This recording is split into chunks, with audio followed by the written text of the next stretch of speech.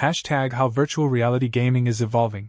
Pixel Pulse hashtag hook. The VR gaming industry is projected to hit $92 billion by 2027. But here is the part nobody is talking about. Over 60% of first-generation VR headsets ended up collecting dust within 3 months of purchase. 60%. That means the technology that was supposed to revolutionize gaming almost killed itself before it even got started.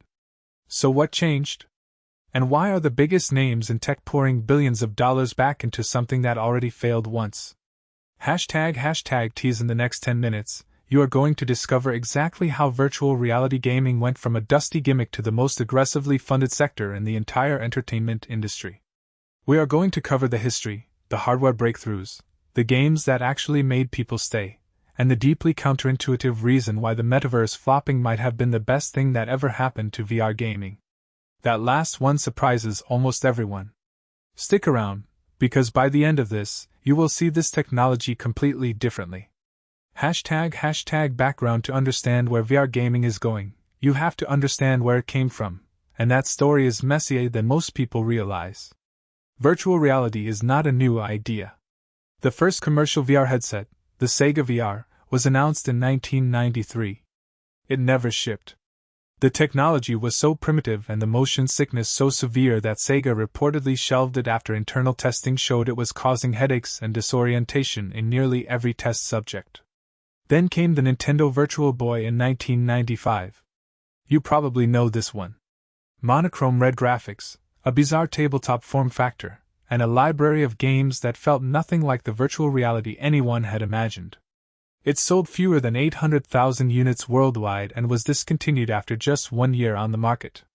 Virtual reality had officially become a punchline.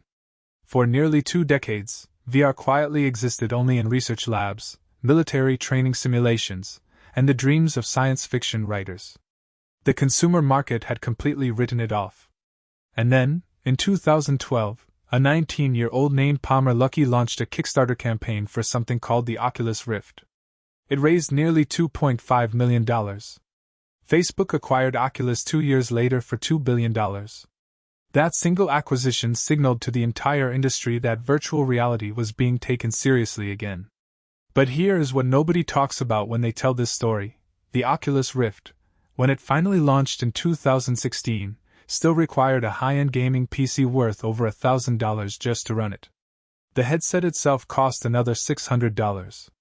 That was a $1,600 entry point for a technology most people still associated with headaches and failure.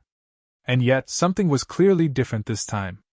Hashtag main content. The difference came down to 3 things: processing power, display technology, and content. The first generation of modern VR had 2 of those 3. The displays were finally good enough, 1080p per eye with low persistence screens that dramatically reduced motion sickness. The processing power from modern GPUs meant the worlds actually looked and felt real. But the content was thin. There were tech demos. There were wave shooters. There was not a single game that made someone say, "I need to own this hardware right now." That changed in 2019 when Valve released Half-Life: Alyx. This is genuinely one of the most important moments in gaming history, and it does not get talked about enough. Half-Life: Alyx was not a VR experiment.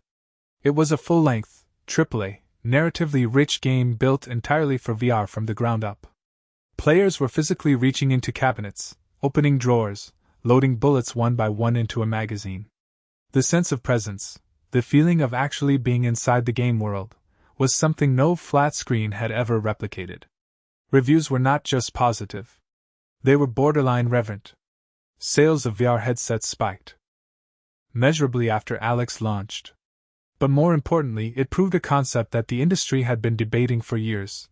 People will invest in VR hardware if the software justifies it. The chicken and egg problem that had strangled VR for years had a solution. You lead with content. Meanwhile, on the hardware side, something equally significant was happening. Standalone headsets were eliminating the PC requirement entirely. The MetaQuest 2, released in 2020 at just $299, became the first VR headset to achieve true mainstream adoption. It sold over 15 million units. That number matters because analysts generally consider 1 million units the threshold for a viable gaming platform. The Quest 2 cleared that bar by 15 times over. So why did 60% of early adopters abandon their headsets? And why is that number dramatically lower now? The answer comes down to something researchers call the novelty cliff. Early VR offered a powerful first experience, and almost nothing after it. You put on the headset, you gasped, you showed your friends, and then there was nothing left to do. Modern VR has solved this by building ecosystems rather than experiences. Beat Saber has sold over 4 million copies. Gorilla Tag has generated over $100 million in revenue from a free-to-play model. VRChat hosts millions of active users monthly. These are not tech demos. These are living, breathing platforms. But here is what nobody talks about in the mainstream coverage of VR gaming.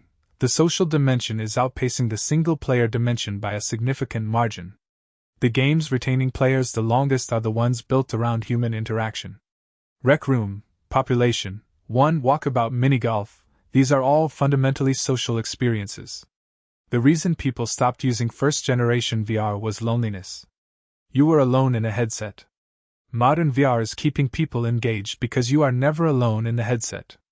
Hashtag deep dive. Let us go deeper on the hardware evolution, because the next generation of devices represents a genuine technological leap rather than an incremental improvement.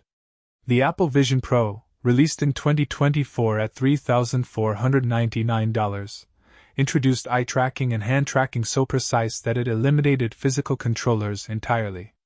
You look at an object and pinch your fingers to select it. No buttons, no joysticks.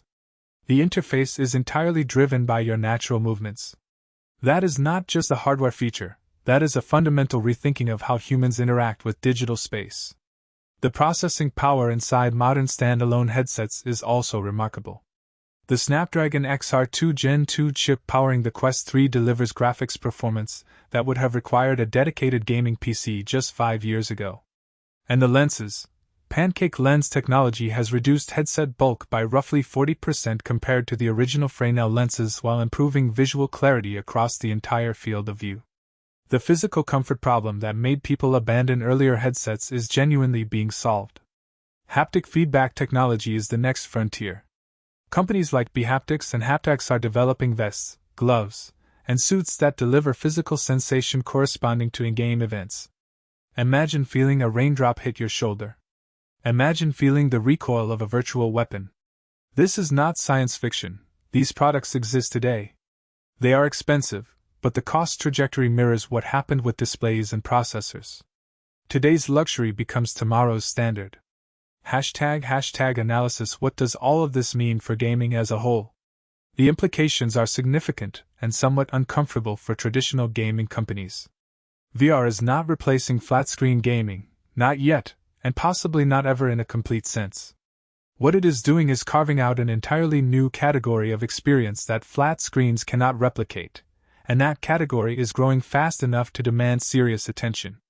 The competitive gaming space is particularly interesting to watch. Titles like Pistol Whip and Thrill of the Fight are generating genuine athletic exertion. Players are burning real calories, developing real muscle memory, improving real reflexes.